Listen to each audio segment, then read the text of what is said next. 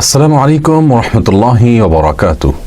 আলহামদুলিল্লাহ ওয়া কাফা ওয়া সালামুন আলা ইবাদিহিল্লাযিনা ইসতাফা, আম্মা বা'দ। আজ আমরা জানার চেষ্টা করব একটি বহুল পরিচিত প্রশ্নের উত্তর।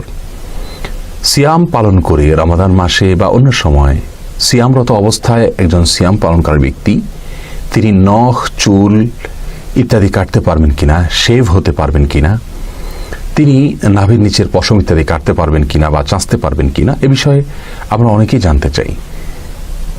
সিয়ামরত অবস্থায় এই কাজগুলো করলে আমাদের সিয়াম ভঙ্গ হবে কিনা বা সিয়ামের কোনো ক্ষতি হবে কিনা, সিয়ামের জন্য এটি ক্ষতিকর হবে কিনা, পুরো বিষয়টিকে আমরা সামনে রেখে উত্তর দেওয়ার চেষ্টা করবো ইনশাআল্লাহ হবে না। প্রিয় দর্শক, আমরা এর আগে সুনান নাসাইর একটি বর্ণনায় কোনো একটা পর্বে উল্লেখ করেছিলাম যে সিয়াম ভঙ্গের বিষয়টি আসলে নির্ভর করে শরীরে কোনো কিছু প্রবেশ হলো কিনা, পেটে পাকস্থলিতে কোনো কিছু গেল কিনা, খাদ্যের কাজ হলো কিনা, এর উপরে সিয়াম ভঙ্গের বিষয়টি নির্ভর করে। শুধুমাত্র বীর্যপাতের বিষয়টি এক্সেপশনাল।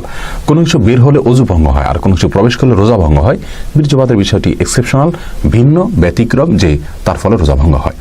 আমরা দেখি নখ, চুল ইত্যাদি কাটলে বা শেভ হলে, অথবা আপনার নাভির নিচের কোনো পশম ইত্যাদি যদি কেউ কেটে থাকেন বা চেঁচে থাকেন, তাহলে এগুলো শরীরে কোনো কিছুকে প্রবেশ করায় না, যার কারণে এগুলো সিয়াম ভঙ্গ হওয়ার কোনো কারণ হতে পারে না।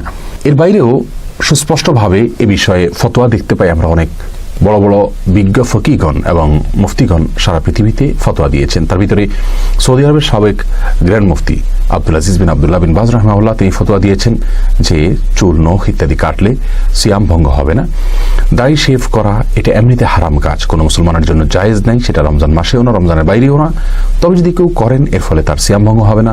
নাভির নিচের পশম ইত্যাদি শরীরের অবাঞ্ছিত লোম, এগুলো যদি আমরা কোনোভাবে রিমুভ করি, কাটি বা চাঁচি, তাহলে সেক্ষেত্রে এটাও আমাদের সিয়াম ভঙ্গের কোনো কারণ হবে না।